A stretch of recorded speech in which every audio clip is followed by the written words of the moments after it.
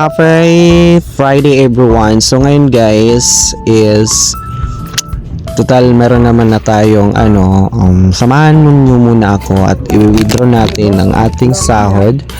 Ayan, at naghihintay na yung Palawan kasi magpapadala tayo sa ating tatay na ang aking tatay. Ayan, kasi panay yon hingi sa akin ng mga nakaraang araw. So, i-share muna natin ang ating konting nakuha na blessing. So, dito po ako sa tindahan ni Ate Jenny at dito po ako mag-withdraw. So, hindi ko na lang sasabihin kung magkano yung withdraw natin, pero maraming salamat pa rin sa inyo.